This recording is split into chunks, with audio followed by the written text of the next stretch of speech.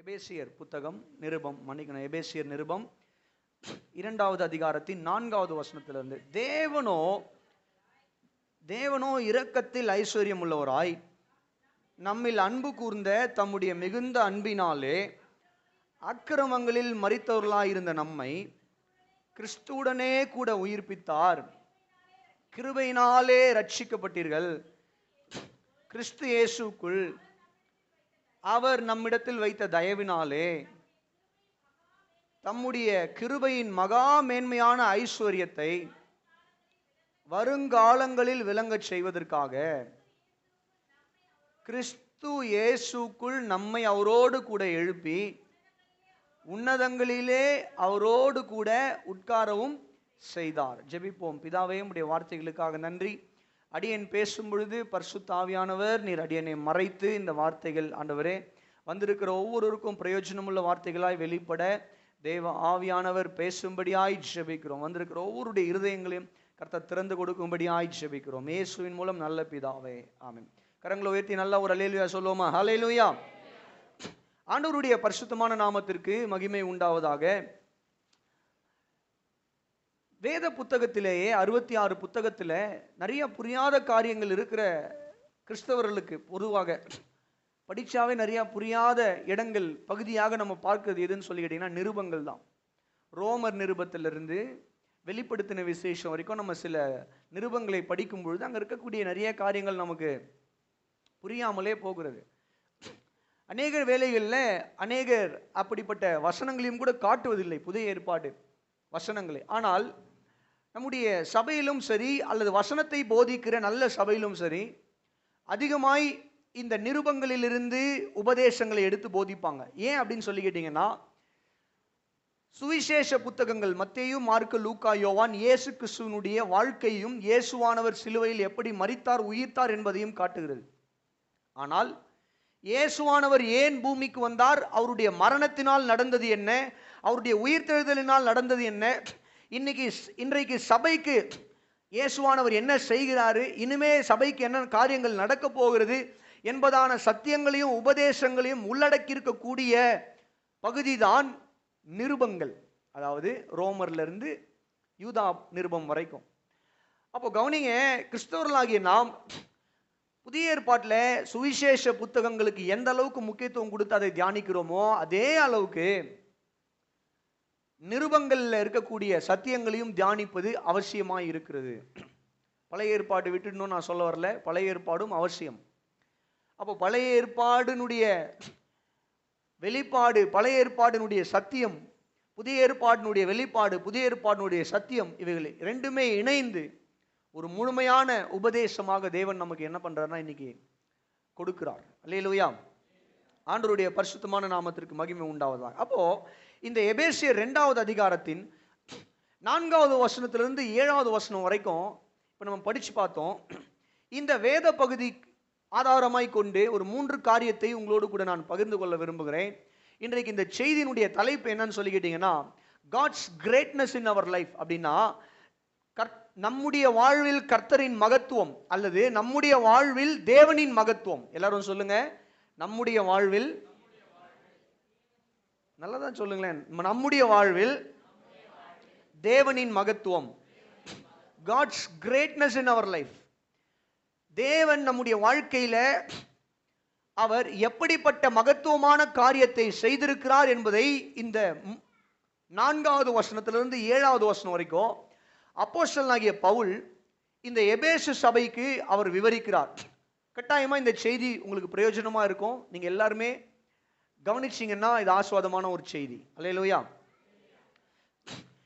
இந்த 4லிருந்து 7 வசனங்களை நாம் புரிந்து கொள்வதற்கு முன்பதாக 1லிருந்து 3 வசனங்கள் வரைக்கும் இவர் என்ன சொல்ல வருகிறார் என்பதை நாம் புரிந்து கொள்ள வேண்டும். வாசிக்கலாமா?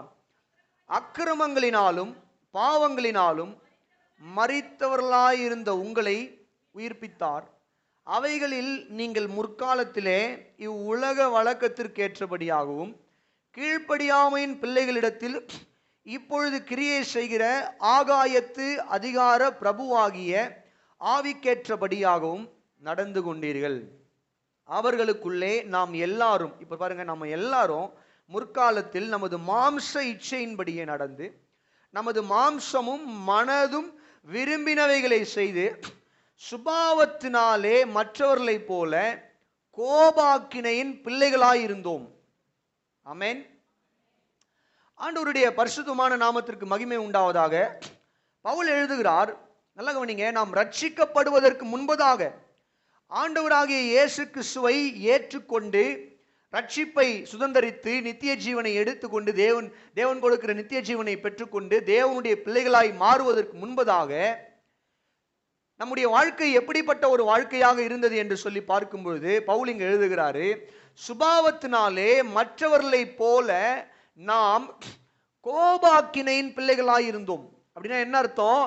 நியாய தீர்ப்புக்குரியவர்களாக இருந்தோம், தேவனுக்கு சத்துருக்களாய் இருந்தோம், தேவனுக்கு நாம் சத்துருக்களாய் இருந்தோம். அப்போஸ்தலனாகிய பவுல் இதை ரோமர் நிருபத்தில் ரொம்ப அழகா எழுதுறார். வாசிக்கலாம். ரோமர் நிருபத்துக்கு வருவோமானால் 5வது அதிகாரத்தின்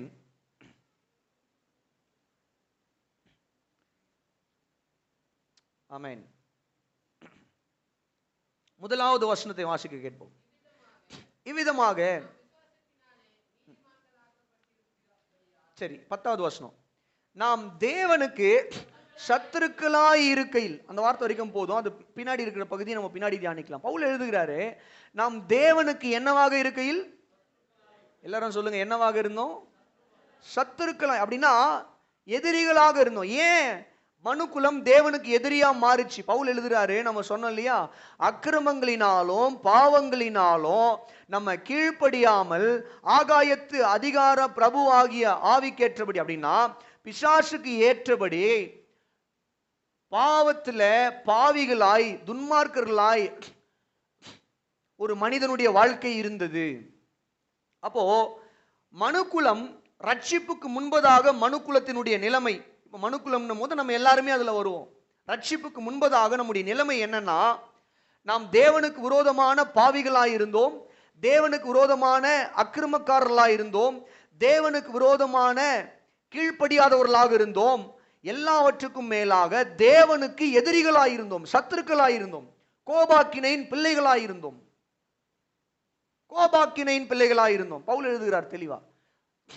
அப்போ இப்படிப்பட்ட, இப்ப கவனிங்க, ஒரு தேவன் அவர் சிருஷ்டித்த மனுக்குலம், ஒரு ராஜாவை எடுத்துக்கோங்க, அந்த ராஜா ஆளுகிற தேசம், தேசம் முழுவதுமே ராஜாவுக்கு விரோதமாய் மாறி இருக்கிறது. அந்த மாதிரி தான் இப்போ அந்த ராஜா அந்த தேசத்தை எவ்வளவோ நேசித்து அந்த ஜனங்களுக்காக எவ்வளவோ செய்கிறார். ஜனங்கள் எல்லாம் ராஜாவுக்கு கீழ்ப்படியாம, ராஜ்யத்துக்கு கீழ்ப்படியாம, சட்டதிட்டங்களுக்கு கீழ்ப்படியாம, நாங்கள் மனம் போன போக்குல தான் போவோம் அப்படின்னு சொல்லி ராஜாவுக்கு விரோதமாய் தேசத்தார் அவர்கள் எழும்பி அவர்கள் ராஜாவுக்கு சத்துருக்களாய் மாறி செயல்பட்டால் எப்படி இருக்கும் யோசித்து பாருங்க. இதே நிலைமை தான் தேவன் மனுக்குலத்தை சிருஷ்டித்தார். இந்த ஒட்டுமொத்த மனுக்குலமும் தேவனுக்கு விரோதமாய் பாவம், அக்கிரமம், துன்மார்க்கம், கீழ்ப்படியாமை என்கிற மோசமான காரியங்களில் ஈடுபட்டு தேவனை சத்துருக்களாய் பார்க்க ஆரம்பித்தனர். தேவன் மனிதர்களை எவ்வளவோ நேசித்தார், நம்மிடத்தில் அழைத்து கொள்ள அவர் எவ்வளோ வழிகளை பழைய ஏற்பாட்டில் வச்சார். ஆனா எல்லாரும் தேவனை விட்டு வழி விலகி என்ன பண்ணாங்கன்னு சொல்லி கேட்டீங்கன்னா, தேவனுக்கு விரோதிகளாய் சத்துருக்களாய் தான் என்ன பண்ணோம், மனுக்குலம் விலகி விலகி போச்சு. அப்போ பவுல் ஒரு 3 மகத்துவத்தை சொல்ல வராரு இந்த இடத்துல. அந்த மகத்துவத்தை புரிந்து கொள்ள வேண்டுமானால் நம்முடைய நிலைமை ரட்சிப்புக்கு முன்பதாக எப்படி இருந்தது அப்படின்னு சொல்லி கேட்டோம்னா, நாம் ரட்சிக்கப்படுவதற்கு முன்பதாக நாம் தேவனுடைய சத்துருக்களாய் இருந்தோம். என்னவா இருக்கிறோம்? என்னங்க பேச மாட்டீங்க? என்னவா இருந்தோம்?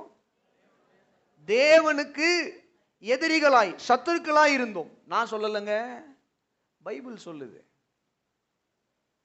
இப்போ இப்படிப்பட்ட ஒரு பிரிவு ஏற்பட்டிருக்கிறது. தேவன் சிருஷ்டித்த மனுக்குலம் தேவனுக்கு என்னவா மாறி இருக்குன்னு சொல்லி கேட்டீங்கன்னா, சத்துருவாய் மாறி இருக்கு, எதிரியா மாறி இருக்கு. இப்போ இப்படிப்பட்ட மனுக்குலத்துக்கு தேவன் செய்கிற 3 மகத்துவமான காரியம். எதிரியா இருக்கிற ஒரு மனுஷனுக்கு, எதிரியா இருக்கிற ஒரு மனுக்குலத்திற்கு தேவன் செய்கிற, காட்டுகிற, வெளிப்படுத்துகிற, அந்த மனிதனுடைய வாழ்க்கையில செய்கிற 3 மகத்துவமான காரியம். இன்னைக்கு நீங்க ஒரு வேளை யோசிச்சிருக்கலாம், என்ன காலையில சர்ச்சுக்கு வந்தா ஏதாவது வாளாக்காமல் தலையாக்குவாரு, கீழாக்காமல் மேலாவாய், அப்புறம் ஃப்ரிட்ஜு வரும், வாஷிங் மிஷின் வரும், வீடு தேடி பெட்டி பெட்டியாக பணம் வரும். இந்த மாதிரி தானே நிறைய பாஸ்டர் பிரசங்கம் பண்ணுறாங்க. இந்த பாஸ்டர் மட்டும் காலையில் பிரசங்கம் ஆரம்பிக்கும் போதே நாம் தேவனுக்கு சத்துருக்களாக இருந்தோம் அப்படின்னு ஆரம்பிக்கிறாரு. ஆனால் நான் சொல்கிறேன், இந்த பிரசங்கம் முடிச்சுட்டு நீங்கள் வெளியே போகும்போது என் தேவன் எவ்வளவு நல்லவர்னு சொல்லுவீங்க. அல்லேலூயா. கரங்களை உயர்த்தி ஒரு அல்லேலூயா சொல்லுங்களேன். வெற்று வார்த்தைகளையும் வெற்று வாக்கு தத்தங்களையும் அல்ல, சத்தியத்தை வெளிப்படுத்தி கொடுத்து அதில் இருக்கக்கூடிய வாக்கு தத்தங்களையும் ஆசீர்வாதங்களையும் பிரசங்கிக்கிறவர்கள் தான் நாம். சரி கவனிங்க, இப்படிப்பட்ட மனுக்குலத்துக்கு தேவன் காட்டுகிற அல்லது அந்த மனுக்குலத்தினுடைய வாழ்க்கையில செய்கிற முதல் மகத்துவமான காரியம் 4வது வசனம். தேவனோ இரக்கத்தில் ஐஸ்வர்யம் உள்ளவராய் நம்மில் அன்பு கூர்ந்த தம்முடைய மிகுந்த அன்பினாலே, ஒரு அல்லேலூயா சொல்லுவீங்களா? சத்தமா சொல்லுவீங்களா? தேவன் செய்த முதல் மகத்துவமான காரியம் என்னன்னு சொல்லிக்கிட்டீங்கன்னா, God loved us so greatly. தேவன் நம்மில் என்ன பண்ணாருன்னு சொல்லிக்கிட்டீங்கன்னா அன்பு கூர்ந்தார். எப்படி அன்பு கூர்ந்திருந்தார்? எப்படி அன்பு கூர்ந்தார்னா மிகுதியான அன்பு. அல்லேலூயா சொல்லுங்களேன். அப்போ தேவன் மனுக்குலத்தின் வாழ்க்கையில, மனிதனுடைய வாழ்க்கையில காட்டின முதல் மகத்துவமான காரியம் என்னன்னு சொல்லிக்கிட்டீங்கன்னா மிகுந்த அன்பு. எல்லாரும் சொல்லுங்க, நல்லா சொல்லுங்களேன். மிகுந்த அன்பு, கிரேட் லவ். ஆங்கில வேதத்தில் வாசிக்கிறோம் கிரேட் லவ். அதனால தான் இந்த பிரசங்கத்துக்கு தலைப்பு என்ன வைக்கலாம்னு சொல்லி நான் அப்படியே ஜெபித்து சிந்தித்து கொண்டிருந்த போது காட்ஸ் கிரேட்னஸ் அப்படின்ற வார்த்தை எனக்கு கிடைச்சதுக்கான அர்த்தமே இந்த வசனத்துல இருந்து தான். God's greatness is great love அப்படின்னா தேவன் மிகுந்த அன்பை மனுக்குலத்தின் மீது வெளிப்படுத்தினார். அன்பு கிடையாது, மிகுந்த அன்பு. ஆமென். சாதாரணமா சொல்லல, மிகுந்த. ஆமென். மிகுந்த அன்பு கூர்ந்தார். அப்போ தேவன் மிகுந்த அன்பு கூர்ந்தார் என்றால், மிகுந்த அன்பு என்றால் என்ன? What is great love? What is mean by great love? அப்போஸ்தலனாகிய பவுல் இந்த இடத்துல மிகுந்த கிரேட் லவ் என்று எதை சொல்லுகிறார் நாம் கவனித்து பார்ப்போமானால், நான் முன்பு சொன்னது போல தேவன் பரிசுத்தராய் இருக்கிறார். தேவன் எப்படிப்பட்டவராக இருக்கிறாரு? பரிசுத்தராக இருக்கிறார். மனுக்குலம் அக்கிரமத்திலையும் பாவத்திலையும் கீழ்ப்படியாமையினாலையும் தேவனுக்கு எதிரியாக, தேவனுக்கு சத்துருக்களாய் இருக்கும் பொழுது, நல்ல கவனிங்க, ஆண்டவர் என்ன செய்கிறார் என்று சொல்லுவீர்களானால் பார்க்கும் பொழுது தம்முடைய சொந்த குமாரனை நமக்காக கொடுக்கிறார். எப்ப கொடுக்கிறாரு? நல்ல கவனிங்க, வாசிங்க. ரோமர் 5வது அதிகாரத்தின் 8வது வசனம். ரோமர் பக்கம் 12, 212. ரோமர் 5:8. நாம் பாவிகளாய் இருக்கையில் கிறிஸ்து நமக்காக மரித்ததினாலே தேவன் நம்மேல் வைத்த தமது அன்பை விளங்க பண்ணுகிறார். ஒரு அல்லேலூயா சொல்லுங்களேன். பவுல் எழுதுகிறாரு, நல்ல கவனிங்க, தேவன் தம்முடைய ஒரே பேரான குமாரனை யாருக்காக கொடுத்தார்? பாவிகளுக்காக கொடுத்தார், எதிரிகளுக்காக கொடுத்தார், சத்துருக்களுக்காக கொடுத்தார். அல்லேலூயா. மனுக்குலம் கவனிங்க, மனுக்குலம் தேவனுக்கு எதிரியா இருக்குங்க, சத்துருவா இருக்குங்க. they are God's enemy. மனுக்குலம் ரட்சிப்புக்கு முன்பதாக தேவனுக்கு எதிரிகளாய் இருக்கிறார்கள், சத்துருக்களாய் இருக்கிறார்கள். ஆனா வசனம் சொல்லுது, பவுல் சொல்றாரு, நாம் பாவிகளாய் இருக்கையில், அப்படின்னா நாம் தேவனுக்கு விரோதமான எதிரிகளாய் இருக்கும் பொழுதே அவர் என்ன பண்றாருன்னா நமக்காக தம்முடைய சொந்த குமாரனையே அவர் கொடுக்கிறார். அல்லேலூயா, அல்லேலூயா. நல்ல கவனிங்க, ஒரு எதிரிக்காக, ஒரு சத்துருவுக்காக சத்துருவை, ஒரு எதிரியை பெரிய ஆபத்திலிருந்து மீட்டுக் கொள்வதற்காக, ஒரு சத்துருவை அவனுடைய பேரழிவிலிருந்து மீட்டுக் கொள்வதற்காக தேவன் என்ன பண்றாருன்னு சொல்லி கேட்டீங்கன்னா தம்முடைய சொந்த குமாரனையே என்ன பண்றாருன்னு சொல்லி கேட்டீங்கன்னா அவர் தியாகம் செய்கிறார். நம்ம எதிரிக்காக நம்ம தண்ணி கொடுக்கலாம், சாப்பாடு கொடுப்போம், ஆனா தியாகம் செய்வோமா? கொஞ்சம் கஷ்டம்தான் இல்லையா? அப்ப எதுக்கு நான் இதை சொல்றேன்? கிரேட் லவ் அப்படின்னு சொல்லும் போது ஏன் இதை கிரேட் லவ்னு பவுல் சொல்றாரு? மிகுந்த அன்பு. ஏன்னா நம்ம அக்கிரமங்கள்ல பாவங்கள்ல கீழ்ப்படியாதவர்களா இருந்த போதே தேவன் என்ன பண்றாருன்னு சொல்லி கேட்டீங்கன்னா நம்மில் அன்பு கூர்ந்து நமக்காக ஜீவனையே கொடுத்தார். அல்லேலூயா. நீ காலையில் ஒரு ஒரு ஸ்டோரி, இது ரிலேட்டடாக ஒரு ஸ்டோரி படிச்சுட்டு இருந்தேன். அது உண்மையான ஸ்டோரி கிடையாது, பட் இருந்தாலும் அது படித்ததுலேருந்து என்னுடைய இருதயத்தில் ஆழமாக பதிந்துடுச்சு. ஒரு மனுஷன் இந்த சில இடங்களில் நீங்கள் பார்த்துருப்பீங்க, பிரிட்ஜெலாம் இப்படி வச்சுருப்பாங்க. ட்ரெயின் பிரிட்ஜெலாம் கூட என்ன பண்ணுவாங்கன்னா இப்படி வச்சுருப்பாங்க. கப்பல்லாம் போகும்போது அது என்ன பண்ணுன்னா இப்படி திறக்கும், அப்புறம் இப்படி மூடும், அந்த மாதிரிலாம் இருக்கு இல்லையா? அந்த மாதிரி ஏதோ ஒரு பிரிட்ஜு, அதை சரியான நேரத்தில் என்ன பண்ணணும் அப்படின்னு சொல்லி கேட்டிங்கன்னா, அதை திறந்து என்ன பண்ணணும்னா மூடணும். சரிங்களா? Some kind of bridge. அது என்ன பிரிட்ஜ்னு எனக்கு சரியாக தெரியல, ஒரு விதமான ஒரு பிரிட்ஜ். அந்த இடத்துல இருந்து அந்த மனுஷன் என்ன பண்ணணும்னா சரியான நேரத்தில் அந்த பிரிட்ஜை ஓப்பன் பண்ணணும் ட்ரெயின் வரும்பொழுது. அப்புறம் என்ன பண்ணணும்னா அந்த இடத்த க்ளோஸ் பண்ணணும். இப்போ கவனிங்க, ஒரு நாள், இது ஜஸ்ட் ஒரு உதாரணம் தான், நிஜமான சம்பவம் கிடையாது. It's not a real story, just ஒரு ஸ்டோரி. இந்த தேவனுடைய அன்பை விளக்குகிற ஒரு ஸ்டோரி. இப்போ கவனிங்க, ஒரு நாள் இந்த மனுஷன் என்ன பண்ணிட்டாருன்னா வேலைக்கு போயிட்டாரு. அவருடைய மகனையும் கூட கூட்டிட்டு போயிருக்காரு. இப்போ அந்த அந்த லிவர் இருக்கு பார்த்தீங்களா, அது என்ன ஆயிடுச்சுன்னு சொல்லிட்டு அந்த கியர் பாக்ஸ் ரிப்பேர் ஆயிடுச்சு. கியர் பாக்ஸ் ரிப்பேர் ஆயிட்ட உடனே ட்ரெயின்ல மக்கள் வந்துகிட்டு இருக்காங்க.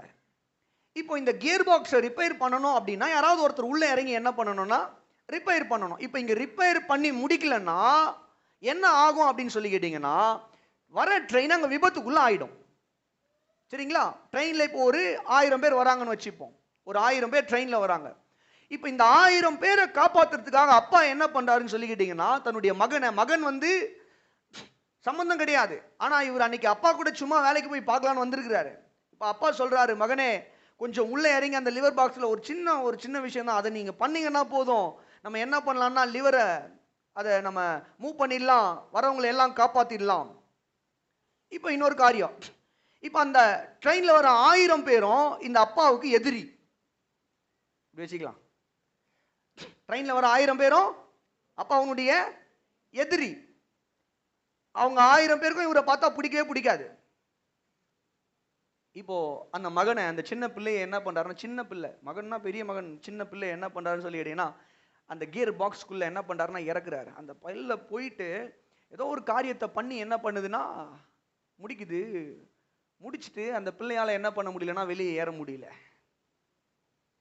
இப்போ என்ன பண்ணணும்னா அந்த லிவரை மூடுனா உள்ள இருக்கிற அந்த கியர், பெரிய அந்த கியர் பாக்ஸ் மிஷினுக்குள்ள அந்த பிள்ளை என்ன பண்ணணும்னா நசுங்கி நஞ்சு போயிடும். இப்போ கியரை அவர் போடல, அந்த லிவரை இழுக்கல அப்படின்னா ட்ரெயினில் வரக்கூடிய 1000 மனிதர்கள் மரித்து போவார்கள். இப்போ 1000 சத்துரு, தன்னுடைய ஒரே மகன். அப்பா பார்க்குறாரு, யோசிக்கிறார், என்ன பண்றது யோசிக்கிறாரு. அவருடைய மனது ஓடிக்கிட்டு இருக்கு.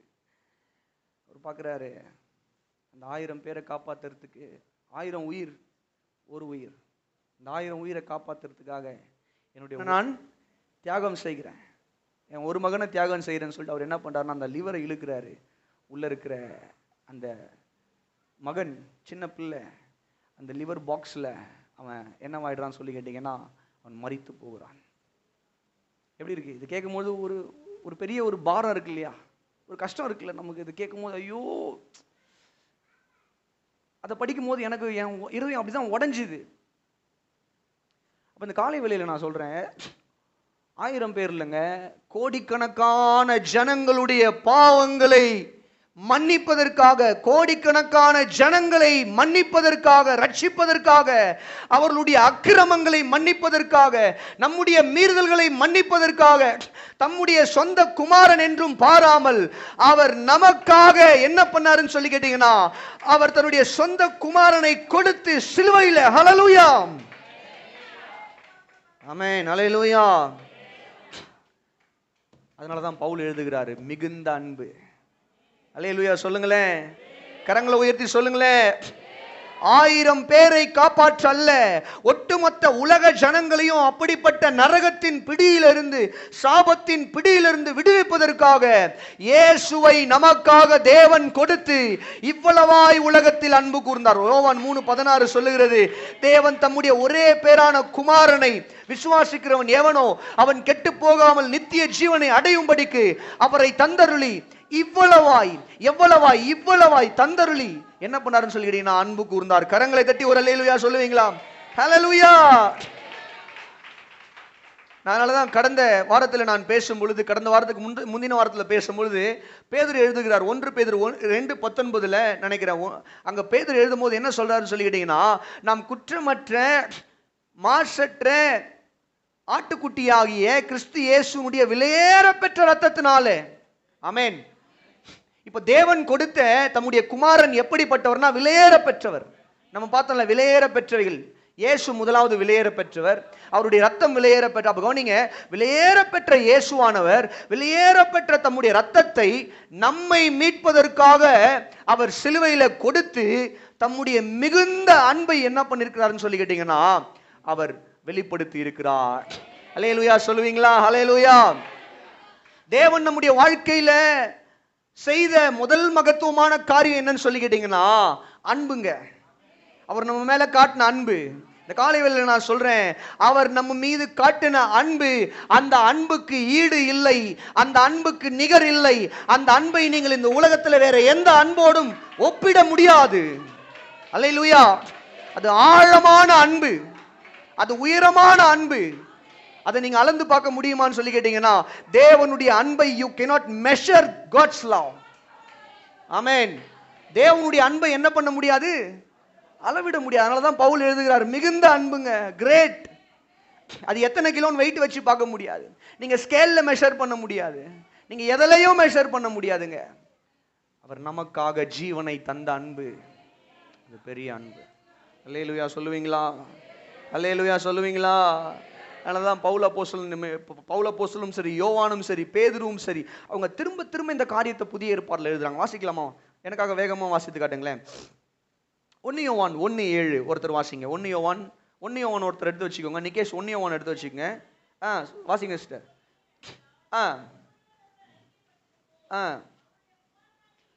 அவருடைய குமாரனாகிய இயேசு கிறிஸ்துவினுடைய ரத்தம், அந்த வார்த்தை கவனிங்க, சகல பாவங்களையும், எல்லாம் சொல்லுங்க, சகல பாவங்களையும். ஓகே, இப்போ அதே 1 யோவான் 2:2, நம்முடைய பாவங்களை நிவர்த்தி செய்கிற கிருபாதார பலி அவரே, நம்முடைய பாவங்களை மாத்திரமல்ல சர்வ லோகத்தின் பாவங்களையும் நிவர்த்தி செய்கிற பலியாயிருக்கிறார். நம்முடைய பாவங்களை மாத்திரம், சகல பாவம் போது நம்முடைய சகல பாவம் நாங்கள் வச்சுப்போம் 1 யோவான் 1:7. இங்க சர்வலோகத்தின் சகல பாவங்களையும். ஆமென்.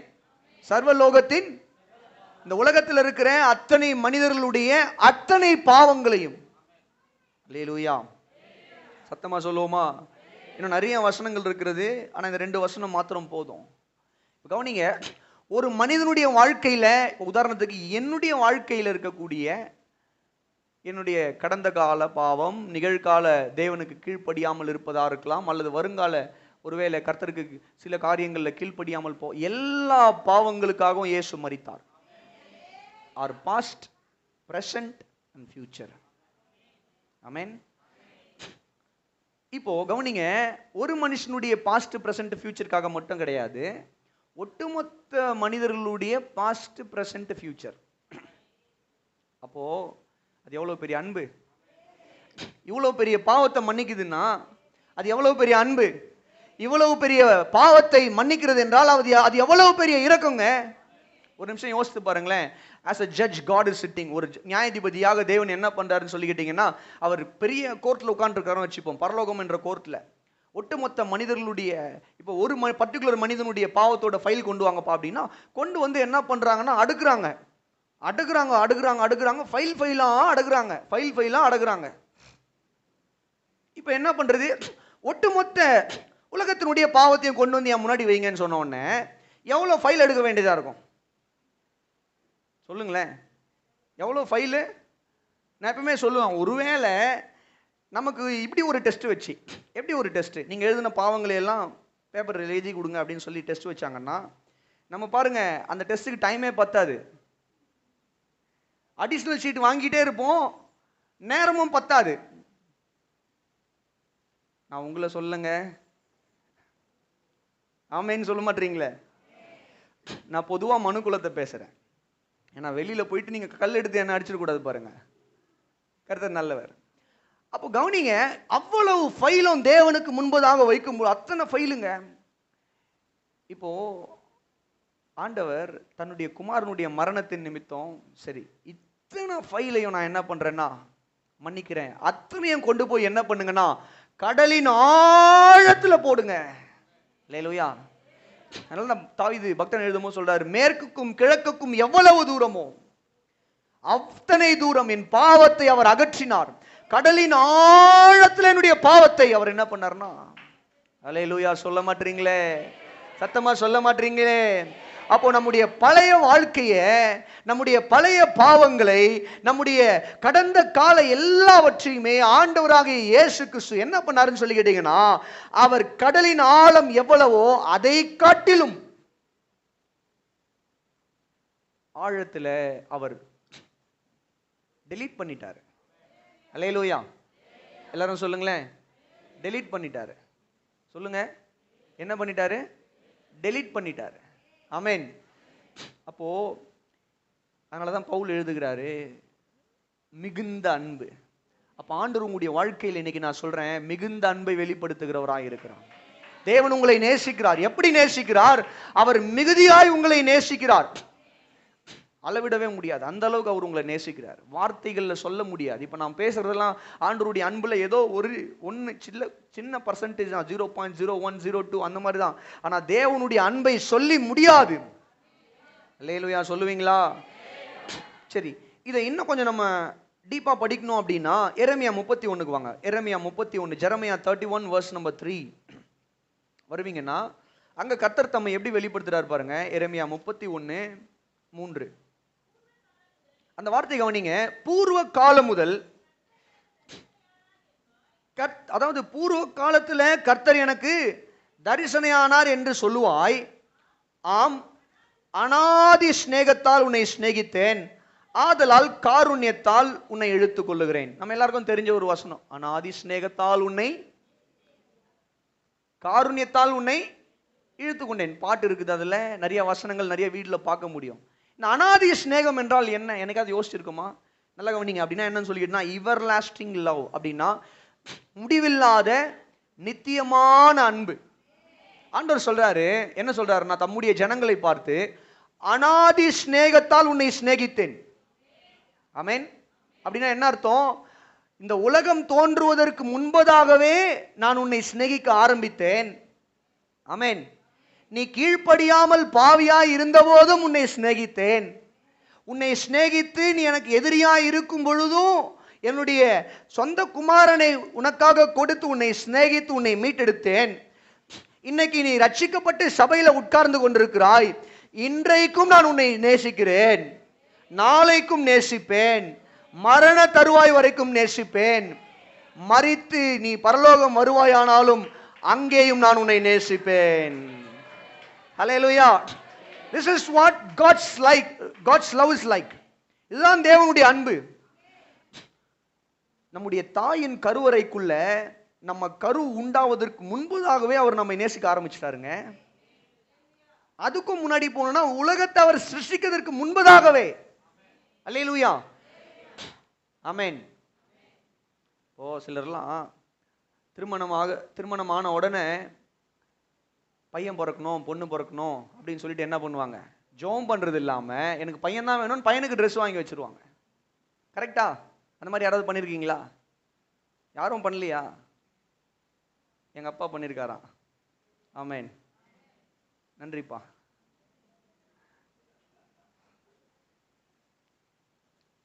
பையன் தான் பிறக்கணும் அப்படின்னு பையனுக்கு சில ட்ரெஸ்ஸு ஷூலாம் வாங்கி வைப்பாங்க. பொண்ணு தான் பிறக்கணும்னு சொல்லி என்ன பண்ணுவாங்க? பொண்ணுக்கு ஃப்ராக்கு வளையல் அந்த மாதிரிலாம் என்ன பண்ணுவாங்கன்னா வாங்கி வைப்பாங்க. அது எதை குறிக்குது? அந்த பிள்ளை பிறக்கிறதுக்கு முன்னாடியே அந்த பிள்ளையை இவங்க நேசிக்க ஆரம்பிச்சிட்டாங்க. அந்த பிள்ளை தாயினுடைய கருவறையில் உருவாக்குறதுக்கு முன்பதாகவே இவங்க என்ன பண்றாங்க? அந்த பிள்ளைய நேசிக்கிறதுக்கான அடையாளம் தான் அது. அப்போ வசனம் சொல்லுது, உலகம் தோன்றுவதற்கு முன்பதாகவே அவர் நம்மை நேசித்தார். அல்லேலூயா. அப்போ உலகம் தோன்றுச்சு, நம்முடைய தாயின் கருவறையில் நம்ம உண்டாவதற்கு முன்பதாகவே அவர் நேசித்தார். உண்டாகிட்டோம், வளர்ந்துட்டோம், கீழ்ப்படியாம தான் இருக்கிறோம். அப்போ நேசித்து நமக்காக சொந்த குமாரனே நாம் பாவிகளாய் இருக்கையில் நமக்காக இயேசு மரித்தார். இப்போ நம்ம ரட்சிக்கப்பட்டு நீதிமான்களாய் சபையில் இருக்கிறோம். இன்னைக்கும் தேவன் நம்மை நேசிக்கிறார்.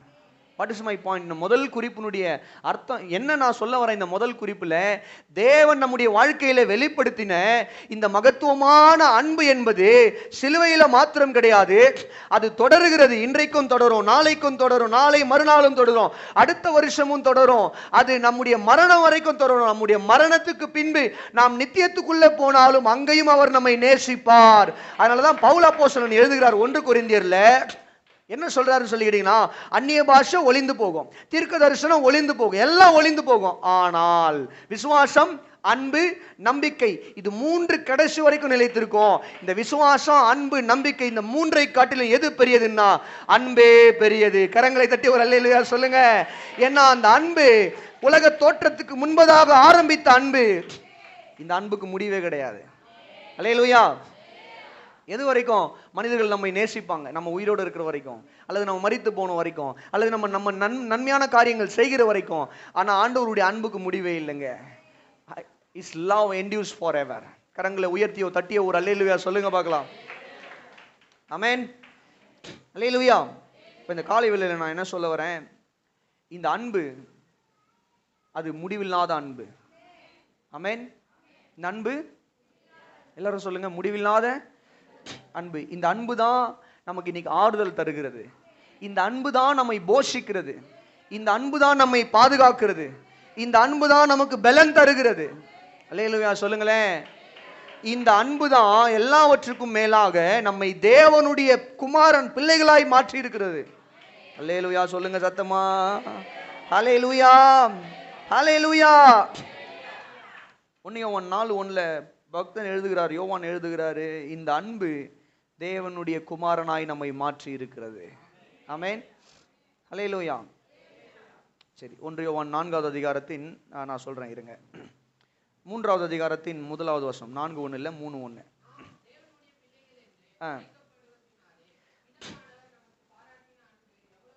இப்ப எப்படி இந்த அன்பு என்ன பண்ணிருக்குன்னு சொல்லி, ஏன் இது கிரேட் லவ் பவுல் சொல்றாரு? ஏன் கிரேட் லவ்னா, பாவிகள் எதிரிகளாய் இருந்த நம்மை இப்ப என்னவா மாத்தி இருக்கிறாரு? என்னவா மாத்தி இருக்கிறாரு? பிள்ளைகளாய் மாற்றி இருக்கிறார். ஆமென். எதிரிகளாய் இருக்கிற நம்மை தேவன் என்னவா மாற்றி இருக்கிறாரு? பிள்ளைகளாய் மாற்றி இருக்கிறார். Great love. ஆமென்.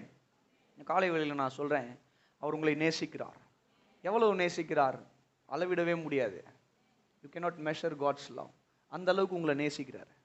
ஆமென். உங்களுடைய குடும்பத்தை நேசிக்கிறார். உங்களுடைய தனிப்பட்ட வாழ்க்கை கர்த்தர் என்ன பண்றாருன்னு சொல்லிக்கிட்டீங்கன்னா, உங்களை நேசிக்கிறார். ஹல்லேலூயா. ஆகவே இந்த அன்பை புரிந்து கொள்ளுகிற நாம் என்ன செய்ய வேண்டும் என்று யோவான் எழுதுகிறார். 1 யோவான் 4:19வது வசனம். அவர் முந்தி நம்மிடத்தில் அன்பு கூர்ந்தபடியால் நாமும் அவரிடத்தில் அன்பு கூறுகிறோம். இன்னொரு வசனம் வாசிங்கப்பா தம்பி, 11வது வசனம். பிரியமானவர்களே, தேவன் இவ்விதமாய் நம்மிடத்தில் அன்பு கூர்ந்திருக்க நாமும் ஒருவரிடத்தில் ஒருவர் அன்பு கூற கடனாளிகளாய் இருக்கிறோம். அல்லேலூயா சொல்லுவீங்களா? வசனம் சொல்லுது பாருங்க, நல்லா கவனிங்க. இவ்வளவு மகத்துவமான ஒரு அன்பை தேவன் நம்முடைய வாழ்க்கையில வெளிப்படுத்தி இருக்க, இந்த அன்புக்கு நாம் பாத்திரவான்களாய் நடந்து கொள்ள வேண்டுமானால் என்ன செய்ய வேண்டுமானா, இந்த அன்பை நம்ம வெளிப்படுத்தணும். எங்க வெளிப்படுத்தணும்? முதலாவது தேவனை நேசிக்கணும். தேவனாகிய கர்த்தரை முழு இருதயத்தோடு நேசிக்க வேண்டும். ஆமென். ஏன் கர்த்தரை நேசிக்கணும்? ஏன்னா அவர் உங்களை அன்பு கூறுறாரு. ஆமென் சொல்லுங்களேன்.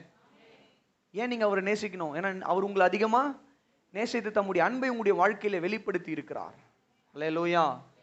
அடுத்ததா வசனம் சொல்லுது. என்ன சொல்லுதுன்னா 11வது வசனத்துல, நாம் ஒருவரிடத்தில் ஒருவர் அன்பு கூற கடனாளிகளாய் இருக்கிறோம். அந்த அளவுக்கு அன்பை கர்த்தர் நம்முடைய வாழ்க்கையில காண்பித்திருக்கிறதுனால அதே அன்பை நாம் மற்றவர்களுக்கு காண்பிக்க கடனாளிகளாக இருக்கிறோம். நமக்கு ஒரு கடன் இருக்குங்க. நம்ம எல்லாருக்குமே ஒரு கடன் இருக்கு. என்ன கடன்னா? அன்பு கடன். ஆமென். என்ன கடன்? அவர் அந்த கடனை கொடுத்துட்டு போயிட்டாரு நம்ம கையில. அவருடைய அன்பை நம்ம கையில காட்டி வெளிப்படுத்தி நம்ம என்ன பண்ணிட்டாரு? கடன்காரனா மாத்திட்டார். யாருக்கு கடன்காரனா இருக்கிறோம்? கர்த்தருக்கு கடன்காரனா இருக்கிறோம். என்ன கடன் நம்ம செலுத்த வேண்டியது இருக்குது? அன்பு. அல்லேலூயா சொல்லுங்க. அல்லேலூயா சொல்லுங்க. கவனிங்க, இவ்வளவு மகத்துவமான அன்பை நம்முடைய வாழ்க்கையில நாம் கனப்படுத்துவது எப்படி என்றால், அதே அன்பை நாம் தேவனுக்கும் மற்றவர்களுக்கும் வெளிப்படுத்துவதன் மூலமாக. அல்லேலூயா. இந்த ஒரு காரணத்தினால தான் யோவான் எழுதும்போது எழுதுறாரு, அன்பு இல்லாதவன் தேவனை அறியான். ஒரு மனுஷனுக்குள்ள அன்பு இல்லைன்னா அந்த மனுஷன் இன்னும் தேவனையே அறிந்து கொள்ளலன்னு எழுதுறாரு. நிறைய கிறிஸ்தவர்கள் நான் பார்த்துருக்கேன், நல்லா சர்ச்சுக்கு போவாங்க, கையை தட்டுவாங்க, பாட்டு பாடுவாங்க, எல்லாம் பண்ணுவாங்க, வசனம் தெரியாது, உள்ள அன்பு இருக்காது. ரொம்ப லீகலிஸ்டா இருப்பாங்க. ஆக்சுவலா நானும் லீகலிஸ்ட் தான். ரொம்ப கன்சர்வா இருப்பாங்க. நான் கன்சர்வேட்டிவ் தான். நான் லிபரலிஸ்ட் கிடையாது. லிபரலிஸ்ட்னா எப்படி வேணா இருக்கலாம் அப்படின்னு பிரசங்கம் பண்ற ஆட்கள். அந்த மாதிரி பிரசங்கம் நம்ம பண்றோமா? இல்ல. இப்படிதான் இருக்கணும்னு பிரசங்கம் பண்ணி அவங்க லீகலிஸ்ட். இந்த லீகலிஸ்டுக்கும் மேல ஒரு படி போய் இவங்க பாத்தீங்கன்னா ப்ரோ லீகலிஸ்ட், ப்ரோ லெவல்ல போயிடுவாங்க. Ultra legalist. வசனம் தெரியாது, ஆனா நல்லா சர்ச்சுக்கு வருவாங்க, பாட்டு பாடுவாங்க, கை தட்டுவாங்க, எல்லாம் பண்ணுவாங்க. அன்பு யார் மேலேயும் அன்பு காட்ட மாட்டாங்க. யார் மேலேயும் அன்பு காட்ட மாட்டாங்க. குடும்பத்தில் இருக்கவங்க மேலேயே அன்பு காட்ட மாட்டாங்க. அன்புனா என்னன்னே அவங்களுக்கு தெரியாது. அப்படிப்பட்ட மனிதர்களுக்கு தான் கர்த்தர் யோவான் சொல்றாரு, அன்பு இல்லாதவன் தேவனை அறியான். இவங்க எல்லாம் தேவனை ஆராதிக்கிறேன்னு ஓடுறாங்க, ஆனா இவர்களுக்கு உண்மையிலே தேவன் யார் என்றது இன்னும் புரியல.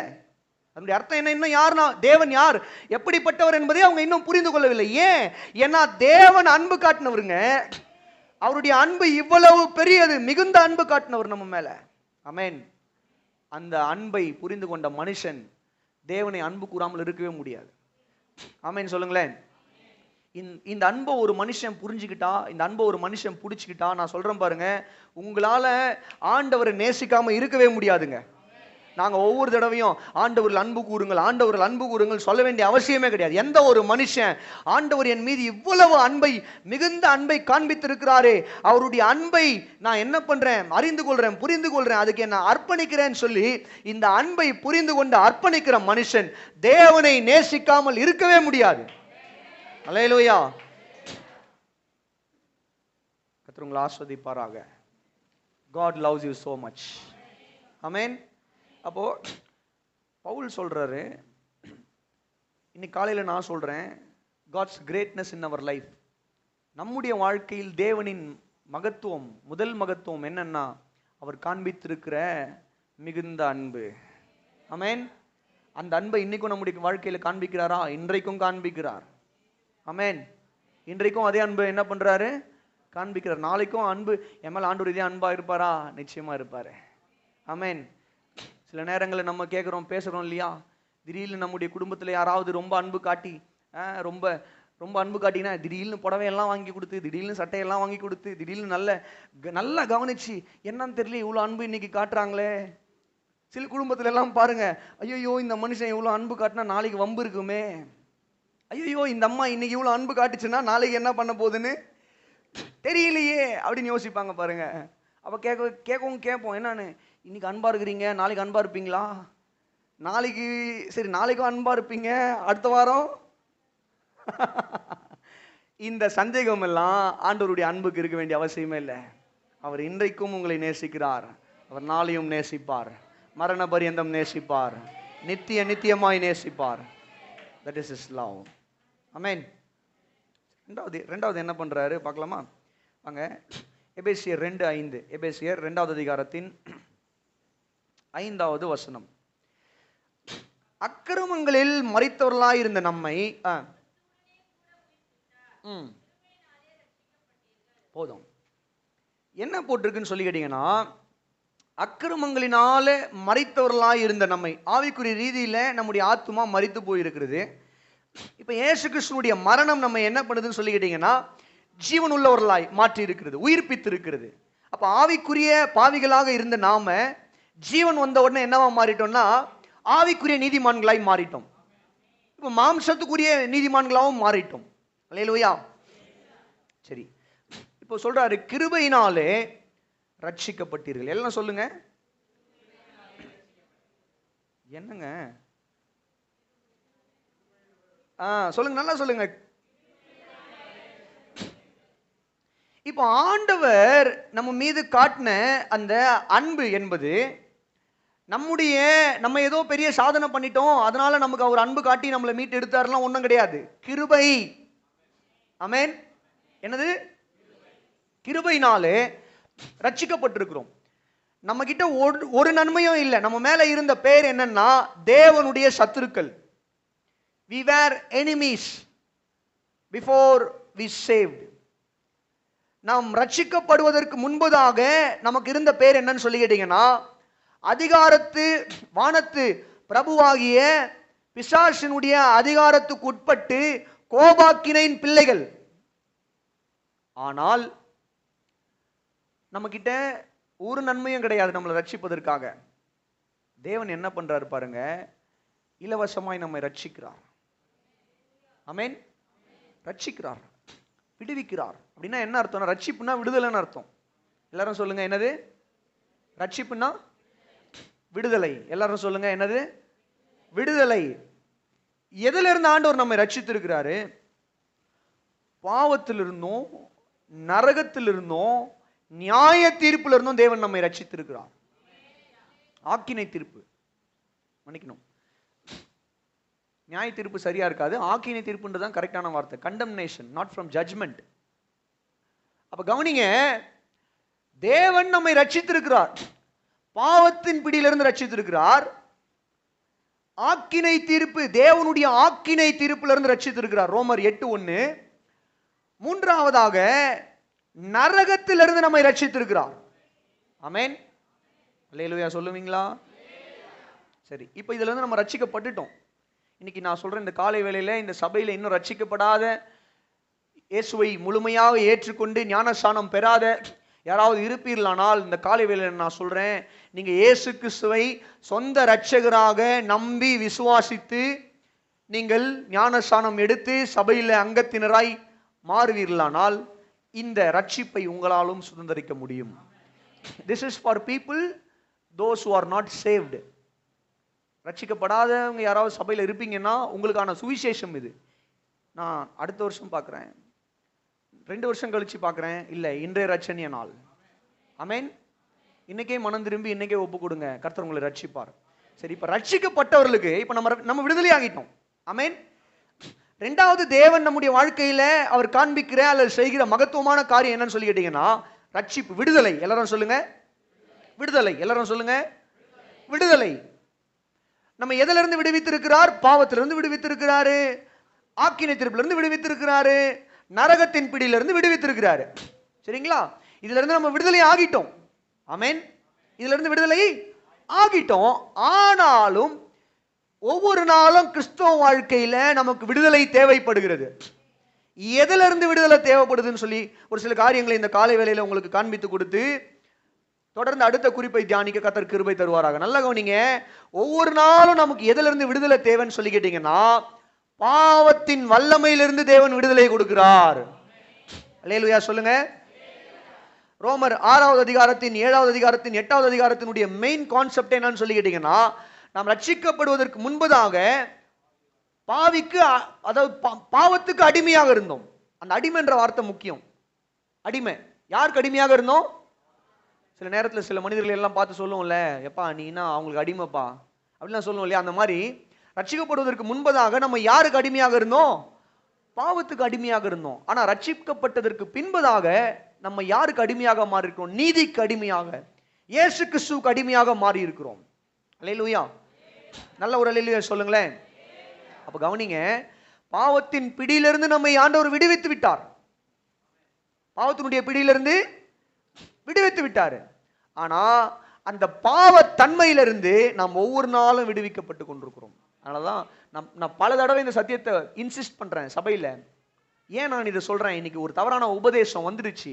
நாம் ஒரே ஒரு தடவை ரட்சிக்கப்பட்டு ஞானஸ்நானம் எடுத்து சபையில் அங்கத்தினர் ஆயிட்டா போகிட்டோம், நம்ம நித்திய ஜீவனுக்குள்ள பிரவேசித்து விடலாம் என்று கிடையாது. நல்லா கவனிங்க, நாம் ரட்சிக்கப்படுவது ஒரு முறை தான், ஞானஸ்நானம் எடுப்பது ஒரு முறை தான், அதுல எந்த ஒரு மாற்று கருத்தும் கிடையாது. ஆனா இந்த பாவத்தின் வல்லமையிலிருந்து ஒவ்வொரு நாளும் விடுதலை நமக்கு தேவை.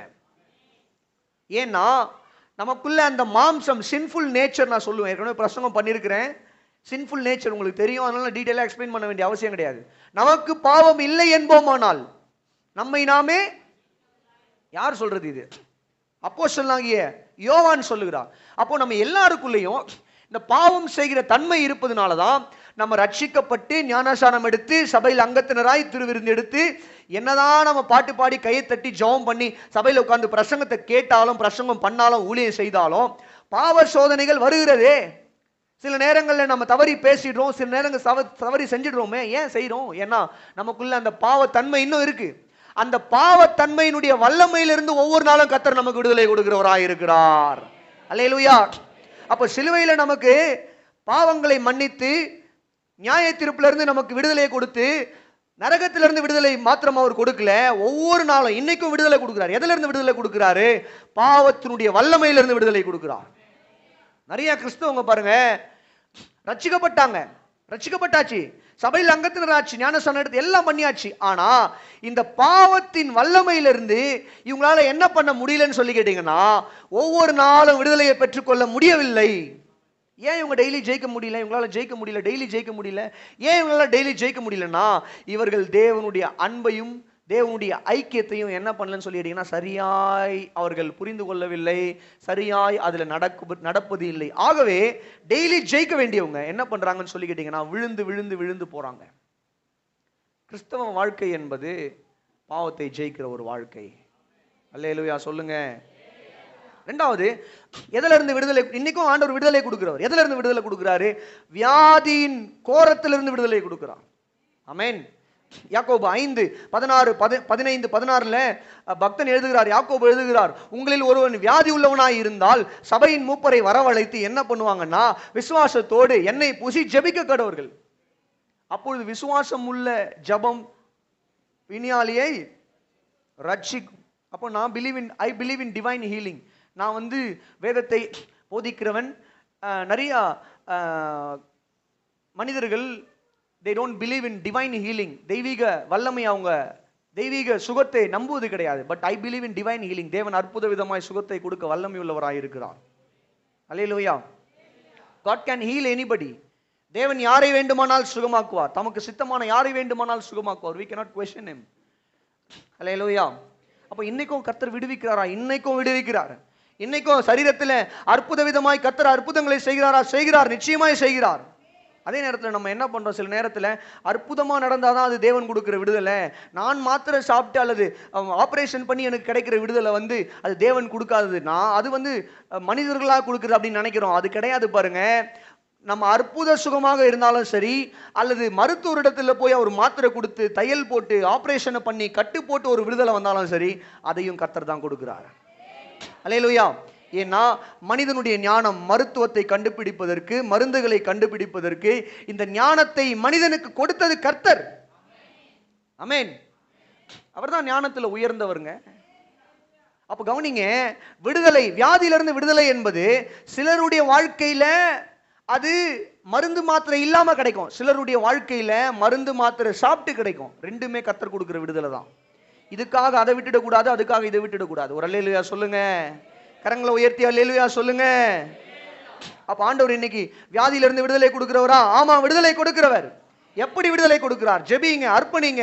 கர்த்தருக்கு சித்தமானால் அற்புத விதமா விடுதலை கொடுப்பார். இல்ல அந்த இடத்துல ஒரு மருத்துவருடைய உதவி தேவைப்படுது, அல்லது அந்த இடத்துல ஒரு சர்ஜரி தேவைப்படுது அப்படின்னா அதன் மூலமாகவும் கர்த்தர் விடுதலை கொடுக்கிறவராக இருக்கிறார். அல்லேலூயா சொல்லுங்க. நிறைய பேர் இதை பேலன்ஸ்டா பாக்குறது இல்லை. பாருங்க, சமநிலை அவர்களுக்குள்ள இல்லாததுனால என்ன ஆயிடுறாங்கன்னு சொல்லி கேட்டீங்கன்னா, ஓவரா ப்ரோ லெவல்ல லீகலிஸ்ட் ஆயிடுறாங்க, இல்ல ப்ரோ லெவல்ல லிபரலிஸ்ட் ஆயிடுறாங்க. கர்த்தர் நாமத்துக்கு மகிமை உண்டாவதாக. இன்னொரு விஷயம் கவனிங்க, இன்னைக்கும் விடுதலை கொடுக்கிறாரா? விடுதலை எதில இருந்து விடுதலை கொடுக்கிறார்? பிசாசின் பிடியிலிருந்து விடுதலை கொடுக்கிறார். பிசாசினுடைய வல்லமையிலிருந்து விடுதலை கொடுக்கிறார். வாசிங்க, லூக்கா 10வது அதிகாரத்தின் 17. பின்பு அந்த 70 பேரும்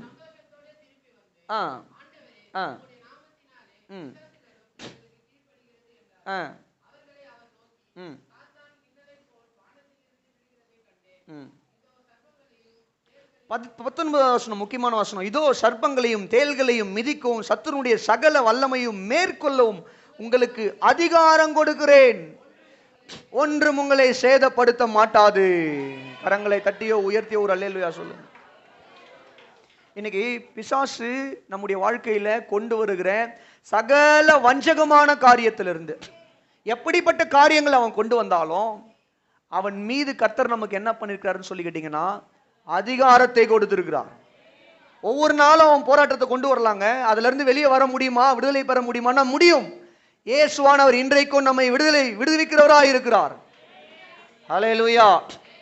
வியாதியின் போராட்டம் சரீரத்தில் கொண்டு வரலாம், இல்ல குடும்ப பிரச்சனைகள் என்கிற போராட்டத்தை பிசாசு கொண்டு வரலாம், அல்லது பல போராட்டங்களை பிசாசு கொண்டு வரலாம் வாழ்க்கையில். அதுல இருந்து விடுதலை பெற முடியுமா? முடியும். கர்த்தர் நமக்கு அந்த வல்லமையை கொடுத்திருக்கிறார். அதான் இங்க வசனம் சொல்லுது. இயேசுவானவர் சொல்லும் பொழுது சொல்றாரு, சர்ப்பங்களையும் தேள்களையும் மிதிக்கவும் சத்துருடைய சகல வல்லமையும் மேற்கொள்ளும் உங்களுக்கு அதிகாரம் கொடுத்தேன். ஆண்டவர் அதிகாரம் கொடுத்துட்டாரு. ஆனா நம்ம அந்த அதிகாரத்தை என்ன பண்ணல, எடுக்கல, பயன்படுத்தல.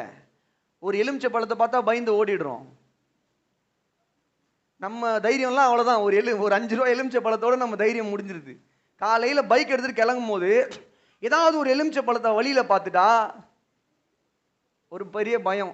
அதையும் அந்த எலுமிச்சை பழத்தை ஏத்திட்டு போயிட்டா இன்னும் பயம். ரத்தம் ஜெயம், ரத்தம் ஜெயம், ரத்தம் ஜெயம், ரத்தம் ஜெயம், ரத்தம் ஜெயம். ஐயோ என்ன ஆகுமா, என்ன ஆகும்?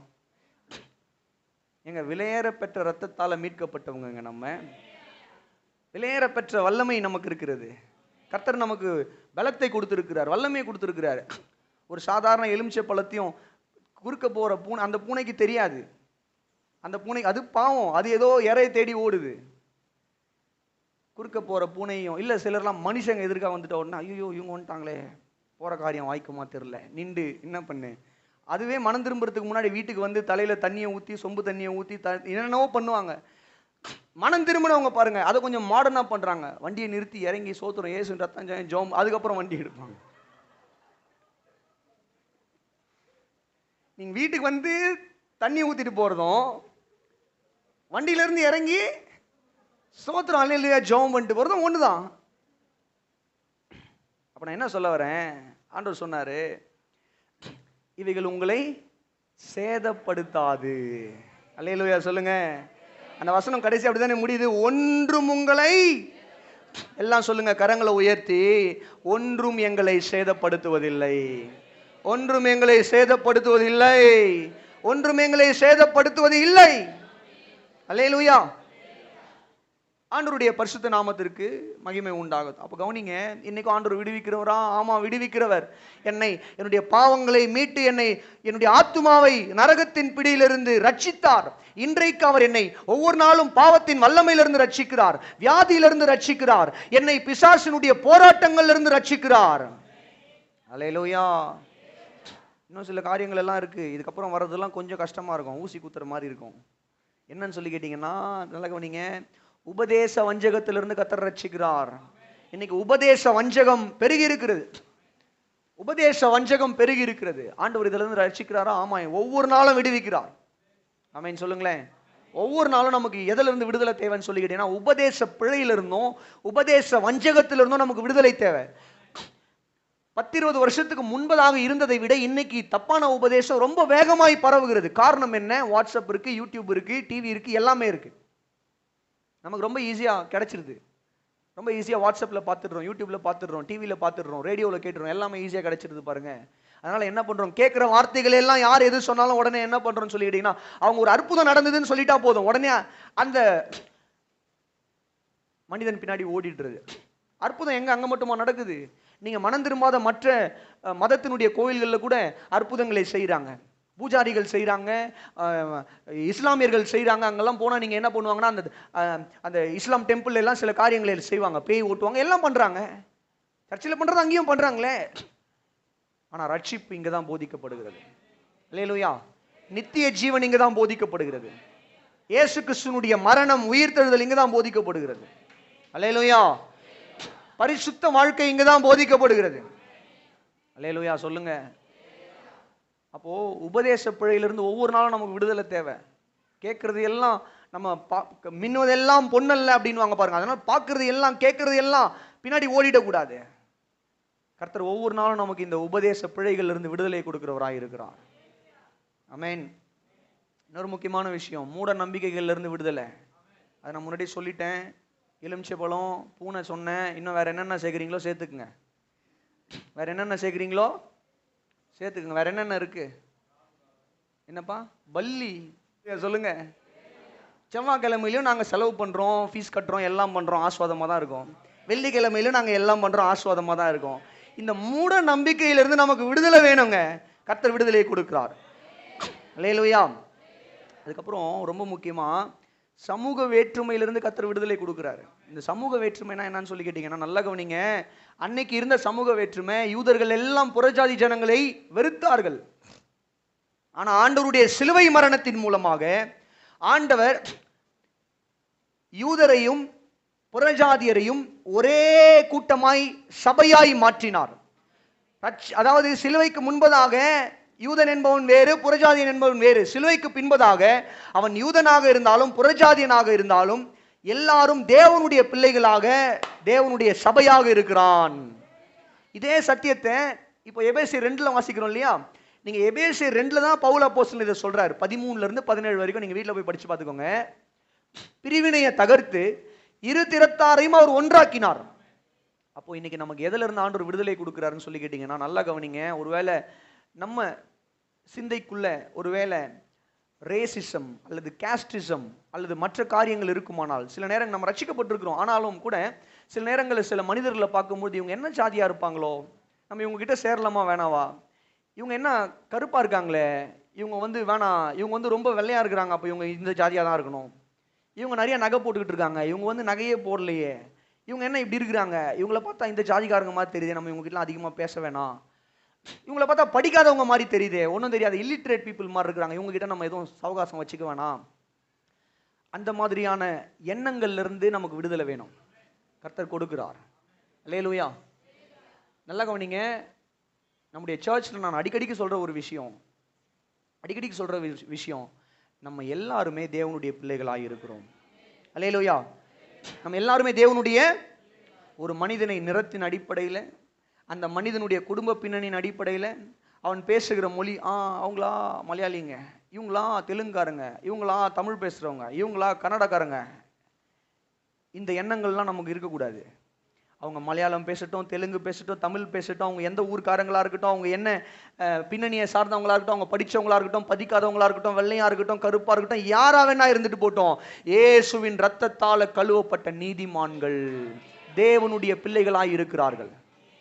ஆமென். தேவனுடைய சொல்லுங்க பிள்ளைகளாய் இருக்கிறார்கள். ஆமென் சொல்லுங்களேன். நமக்கு இப்படிப்பட்ட காரியத்திலிருந்து விடுதலை கர்த்தர் கொடுக்கிறார். ஒருவேளை நம்ம ரட்சிக்கப்பட்டு சபைக்கு வரோம், எல்லாம் பண்றோம். சில நேரங்களில் நான் கிறிஸ்தவர்களை பார்த்துருக்கிறேன், அவங்க பேசும்பொழுது, அவங்க நடந்து கொள்ளும் பொழுது, அவங்களுடைய செயல்கள் எல்லாம் பார்த்தீங்கன்னா இதெல்லாம் அவங்களுடைய சிந்தைக்குள்ள இருக்கும். ஆனால் நான் சொல்றேன், இதெல்லாம் நம்முடைய சிந்தைக்குள்ள இருக்கக்கூடாது. நம்ம ஒரு மனுஷனை பார்க்கும் பொழுது, இவங்க என்ன ஊருக்காருங்க, இவங்க என்ன பின்னணியை சார்ந்தவங்க, இவங்க என்ன படித்தவங்களா படிக்காதவங்களா, இதெல்லாம் நம்முடைய மைண்டுக்கு வரக்கூடாது. இவங்க நல்ல கிறிஸ்தவங்களா, பக்தி விருத்திக்கு ஏதுவானவங்களா, பரிசுத்த வாழ்க்கை வாழ்றாங்களா, அதுதான் வேணும். அல்லேலூயா சொல்லுங்க, சத்தமா சொல்லுங்க. ஆமென். அல்லேலூயா சொல்லுங்க சத்தமா. அல்லேலூயா. என் பையனை ஸ்கூல்ல சேர்த்து 3 வருஷம் ஆகுது. இன்னைக்கு வரைக்கும் என் பையனுக்கு அவன் என்ன கம்யூனிட்டி அப்படின்னு சொல்லிட்டு அவனுக்கு என்ன சொல்லிக் கொடுக்கல. இன்னைக்கு வரைக்கும் அந்த ஸ்கூல்ல அவனுக்கு கம்யூனிட்டி சர்டிஃபிகேட்டும் நாங்கள் சப்மிட் பண்ணலை. இன்னைக்கு வரைக்கும் அவன் எதில் வருவான்னு சொல்லிட்டு என் மனைவிக்கும் தெரியாது, எனக்கு மட்டும்தான் தெரியும். அது எனக்குள்ளேயே நான் புதைச்சி வச்சு, நான் மண்ணோட போகும்போது அது என்னோட புதைஞ்சி போயிடும். அல்லேலூயா. நான் மண்ணோட போகும்போது அது புதைஞ்சி போய்கிடும். நான் என்ன சொல்ல வரேன் அப்படின்னு சொல்லி கேட்டிங்கன்னா, நான் இங்கே நின்று சும்மா ஏதோ பிரசங்கம் பண்ணல, நான் அதை ஃபாலோ பண்ணுறேன், அதனால தான் நான் பிரசங்கம் பண்ணுறேன். அல்லேலூயா. நம்ம எல்லாரும் தேவனுடைய பிள்ளைகளாக இருக்கிறோம். நீங்கள் எல்லாரும் பரிசுத்தவான்கள். நாங்கள் அப்படிதான் உங்களை பார்க்குறோம். நீங்கள் கிறிஸ்தவங்க, நீங்கள் நீதிமான்கள், நீங்கள் பரிசுத்தவான்கள். இப்படிப்பட்ட எண்ணம் நமக்குள்ள இருக்குமானால் நம்ம அதிலிருந்து வெளியே வரணும். ஆண்டவர் விடுதலையை கொடுக்குறாரு. ஆமென் சொல்லுங்களேன், சத்தமா சொல்லுங்க. கடைசியாக நான் முடிச்சிடுறேன். 7வது வசனம் வாசிக்கலாமா? 7வது வசனம், எபேசியர் 2வது அதிகாரத்தின் 6, 7 ஆகிய வசனங்கள். கிறிஸ்து இயேசுக்குள்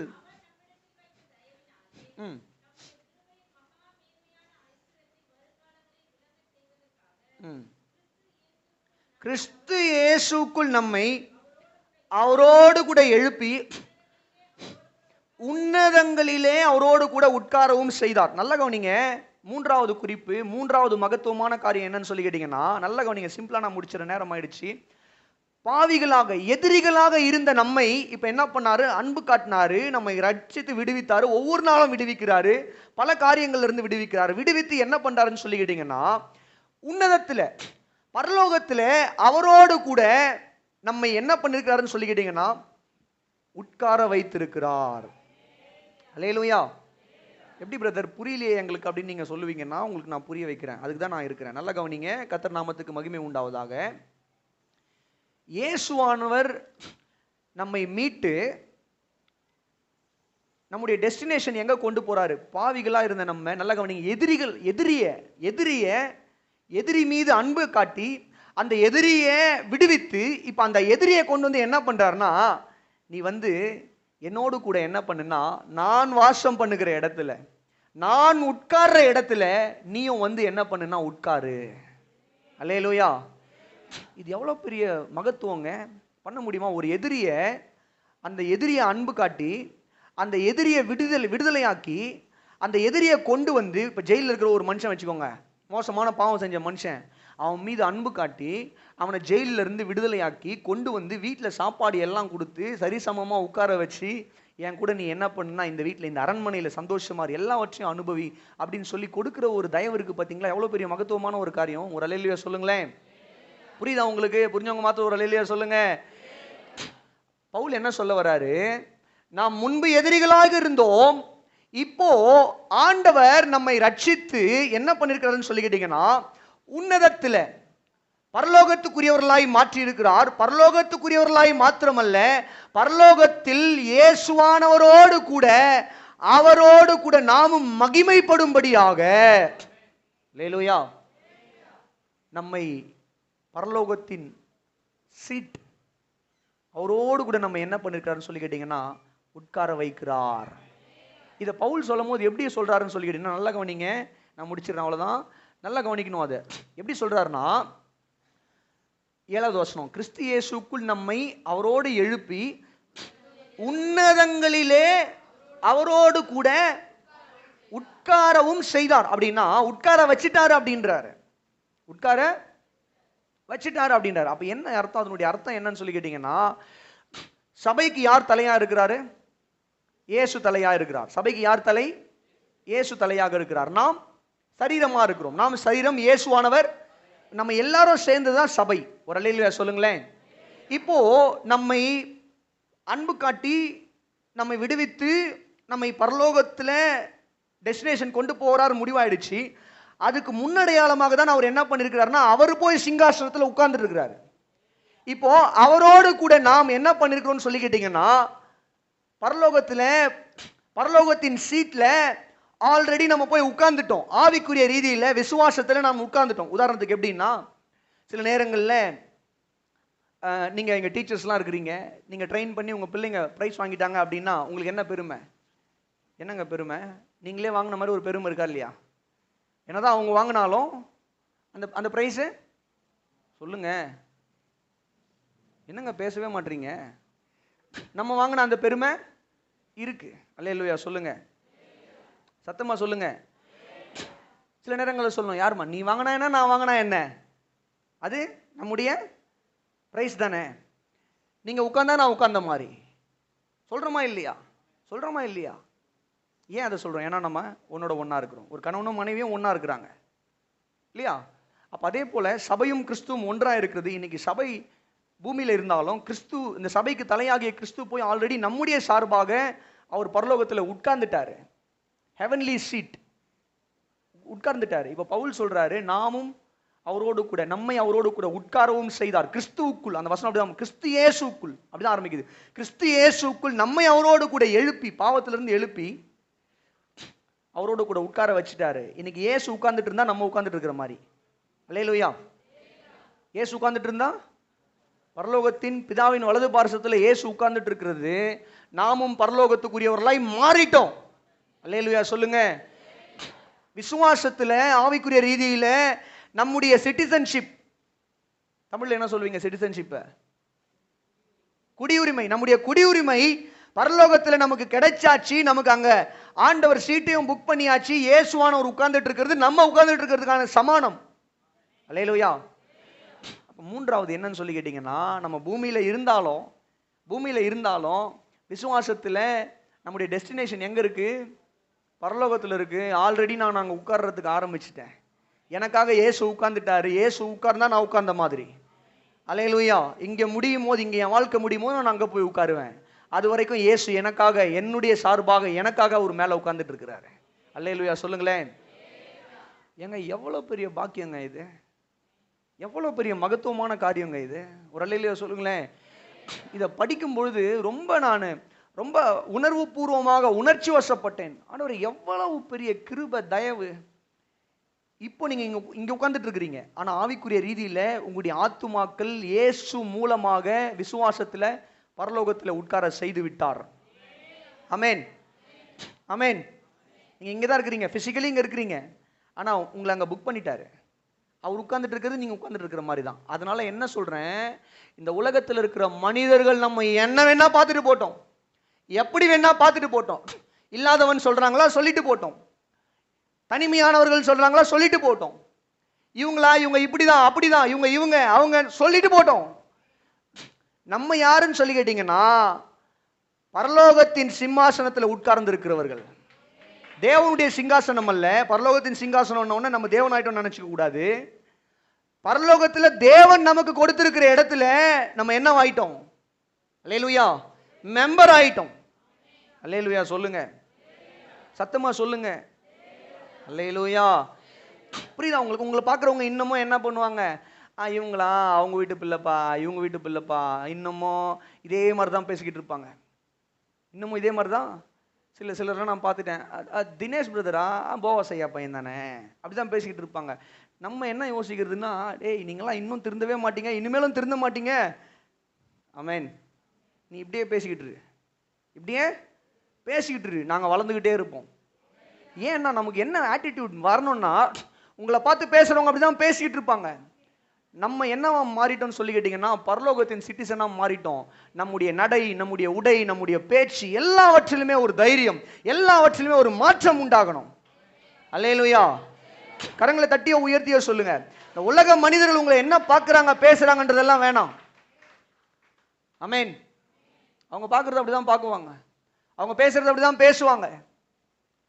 அவங்க வாயெல்லாம் கட்ட முடியாது, அது நம்முடைய வேலையும் கிடையாது. நீங்க சிலர் அவங்களுடைய வாயை கட்டி ஜெபம் பண்ணிட்டு இருக்கீங்களா? அவங்களுடைய வாயை கட்டி ஜெபம் பண்ணிட்டு இருக்கீங்களா? ஜெபம் பண்ணுங்க, கத்தர் கட்டினா கட்டிட்டு போறாரு.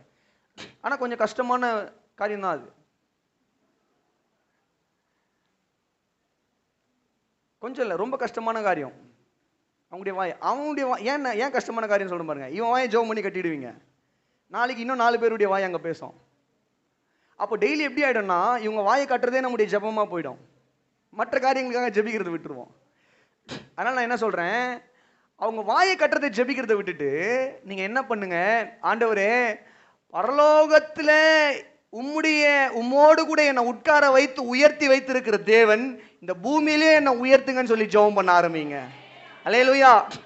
நீங்கள் உயர உயர நீங்கள் ஜெபம் பண்ணாமே அவனுடைய வாய் ஆட்டோமேட்டிக்காக அடைஞ்சு போகும். என்னடா நம்ம எவ்வளோ பேசுகிறோம், ஆனால் இவங்க மேலதான் போயிட்டு இருக்கிறாங்க, சரி அவங்கள பற்றி பேசுறதை நிறுத்திடுவோம். ஆமென் சொல்லுங்க. நான் நம்புகிறேன், பிலீவ் பண்ணுறேன். அதை நான் இந்த பிரசங்கத்தை எழுதும் போது எனக்குள்ள வந்த ஒரு விசுவாச நம்பிக்கை அதுதான். ஆண்டவரே, பாவியா இருந்த என்னை அன்பு காட்டி என்னை விடுதலையாக்கி உம்முடைய ராஜ்யத்தில் உம்மோடு கூட என்னை உட்காரும்படி இப்போ எனக்கு அந்த கிருபையை கொடுத்துருக்கிறீங்க. நான் இங்கே நின்று பேசினாலும் ஆவிக்குரிய ரீதியில் நான் பரலோகத்தில் உம்மோடு கூட இருக்கிறேன். ஆண்டவரே, உம்முடைய அந்த மகிமைக்குள்ள எனக்கும் மகிமையை கொடுத்து வச்சு கிறிஸ்துவுக்குள்ள நான் அங்கே மகிமையை பெற்றுக் கொண்டிருக்கிறேன். அப்போ அங்க எனக்கு மகிமையை கொடுத்துருக்கிறீங்களே, இந்த பூமியில நான் வாழ்ற 60 வருஷமோ 70 வருஷமோ 80 வருஷமோ கர்த்தர் என்னை மகிமைப்படுத்துங்க, எங்களுடைய ஊழியத்தை மகிமைப்படுத்துங்க, எங்களுடைய சபை மக்களை மகிமைப்படுத்துவீராக. ஹல்லேலூயா. ஆமென். புரியுதா? புரிஞ்சவங்க மாத்திரம் ஒரு ஹல்லேலூயா சொல்லுங்க. ஆமென். அப்போ கர்த்தர் நம்முடைய வாழ்க்கையில செய்திருக்கிற 3 மகத்துவமான காரியம். மிகுந்த அன்பு. எல்லாரும் சொல்லுங்க, இரண்டாவது விடுதலை. ஆமென். மூன்றாவது உயர்வு. எங்க உயர்வு? நம்ம நினைச்சிட்டு இருக்கோம் இந்த ப்ரமோஷன் வரல அது வரலாம் போய் சண்டை போட்டு இருக்காதீங்க. உங்களுக்கு உயர்வு மேல வந்துருச்சு, அதை வச்சு ஜெபம் பண்ணுங்க. ஆண்டவரே அங்கேயே என்ன உயர்த்தி இருக்கிறீங்களே, இந்த மனிதர்கள் மத்தியில என்ன உயர்த்த மாட்டீரா? ஒரு விசுவாசத்தோட இன்னைக்கு பிசினஸ் பண்றவங்க யாராவது இருக்கீங்களா? ஆண்டவரே பரலோகத்திலே எனக்கு சீட்டை கொடுத்து உயர்த்தி வச்சிருக்கீங்களேப்பா, என் பிசினஸ்ல ஒரு உயர்வை கொடுக்க மாட்டீங்களா? கொடுப்பீங்க. நான் சொல்றேன் கொடுப்பாரு. தன்னுடைய சொந்த குமாரனே நமக்காக கொடுத்தவர். அல்லேலூயா. பிசினஸ்ல உயர்வை கொடுப்பாரு, வாழ்க்கையில உயர்வை கொடுப்பாரு, வேலையில உயர்வை கொடுப்பாரு. ஆமென். இன்னைக்கு இருக்கிற நிலைமையில உங்களுடைய வாழ்க்கை இருக்காது, நிச்சயமாய் கர்த்தர் அடுத்த அளவுகளுக்கு கொண்டு போவார். நான் விசுவாசிக்கிறேன், நான் நம்புறேன். நான் சொல்றேன், இந்த வார்த்தையை நான் சொல்லி முடிக்கும் போது விசுவாசிக்கிறவங்க கரங்களை உயர்த்தி ஆமென்னு சொல்லுங்க. இன்றைக்கு இருக்கிற நிலைமையில இந்த சபை இருக்காது, இந்த சபை இன்னும் மென்மேலும் வளரும். இன்றைக்கு இருக்கிற நிலைமையில இந்த சபையில் இருக்கக்கூடிய விசுவாசிகள் இருக்க மாட்டாங்க, நீங்கள் எல்லாரும் வளருவீர்கள். அல்லேலூயா. கர்த்தர் உங்களை ஆசீர்வதிப்பாராக. ஜெபிக்கலாமா? எல்லாரும் எழுந்து நிற்போம். பிதாவே உம்முடைய அன்புக்காக நன்றி. ஆண்டவரே எவ்வளவு மேன்மையான ஒரு காரியத்தை நாங்க தியானிச்சோம் வேதத்துல. ஆண்டவரே எவ்வளவு அற்புதமான ஒரு காரியத்தை நாங்க வேதத்துல தியானிச்சோம். உம்முடைய அன்பு ஆழமானது, அகலமானது. ஆண்டவரே உம்முடைய அன்பு, ஆண்டவரே அந்த அன்புக்கு ஈடு இல்லை. ஆண்டவரே அந்த அன்புக்கு நிகர் இல்லை. ஆண்டவரே அந்த அன்புக்கு நாங்கள் அடிமைகளாக, ஆண்டவரே அந்த அன்புக்கு நாங்கள் அடிமைகளாக எங்களை ஒப்பு கொடுக்கிறோம். எத்தனை பேர் ஜெபிக்க முடியும்? ஆண்டவரே அந்த அன்புக்கு எங்களை ஒப்பு கொடுக்கிறோம். ஆண்டவரே அந்த அன்புக்கு எங்களை ஒப்பு கொடுக்கிறோம்ப்பா. அந்த அன்பு எங்களை ஆளுகை செய்யட்டும். அந்த அன்பு எங்களை நடத்துவதாக. எங்களை விடுவித்தீரே ஆண்டவரே, எங்களை தகப்பனே பலவிதமான ஆண்டவரே கட்டுகள்ல இருந்து பாவத்திலிருந்து விடுவித்தீரே, தொடர்ந்து விடுவிப்பீராக. இந்த காலை வேளையில விடுதலைக்காக ஏங்கி கொண்டு செபித்து கொண்டு ஆண்டவரே அழுது கொண்டிருக்கிற தேவ பிள்ளைகளை உம்முடைய கரங்களில் ஒப்பு கொடுக்கிறேன். ஆண்டவரே இந்த சபையில விடுதலைக்காக யாராவது ஏங்கி கொண்டிருப்பார்களானால் கர்த்தர் அவர்களுடைய வாழ்க்கையில் இருக்கிற சகல பிரச்சனைகள்ல இருந்து, சகல உபத்திரவத்திலிருந்து கர்த்தர் விடுதலையை கட்டளையிடும்படியாய் ஜெபிக்கிறோம். இயேசுவின் ரட்சிப்பு, இயேசுவின் ரட்சிப்பு இந்த குடும்பங்களுக்குள்ள கடந்து வரும்படியாய் ஜெபிக்கிறேன். எல்லாவற்றுக்கும் மேலாக ஆண்டவரே எங்களை உன்னதங்களில் உயர்த்தி இருக்கிறீரே, உன்னதங்களில் உட்காரச் செய்திருக்கிறவரே, உன்னதங்களில் உட்காரச் செய்தவரே, உமக்கே மகிமை துதி கனம். ஆண்டவரே ஆண்டவர் தொடர்ந்து இந்த பூமியில எங்களை உயர்த்துங்க, இந்த ஊழியத்தை உயர்த்துங்க, சபை மக்கள் ஒவ்வொருவரையும் உயர்த்துங்க. ஆண்டவரே அவர்கள் எதிர்பார்க்கிற உயர்வு, குடும்பத்தில் அவர்கள் எதிர்பார்க்கிற உயர்வு, பொருளாதாரத்தில் அவர்கள் எதிர்பார்க்கிற ஒரு உயர்வு, பிசினஸ்ல அவர்கள் எதிர்பார்க்கிற ஒரு உயர்வு, ஆண்டவரே அவர்களுடைய வேலை ஸ்தலங்கள் அவர்கள் எதிர்பார்க்கிற ஒரு உயர்வு கர்த்தர் கொண்டு வரும்படியாய் ஜெபிக்கிறோம்.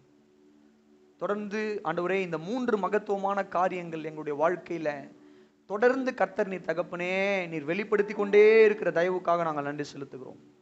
இந்த மகத்துவமான காரியங்களுக்கு ஆண்டவரே பாத்திரவான்களாய் நாங்கள் நடந்து கொள்ள கர்த்தர் எங்களுக்கு கிருபை தாங்கப்பா. இயேசுவின் மூலம் ஜெபிக்கிறோம் எங்கள் நல்ல பிதாவே, ஆமென். நல்ல ஒரு அல்லேலூயா சொல்லுவோமா?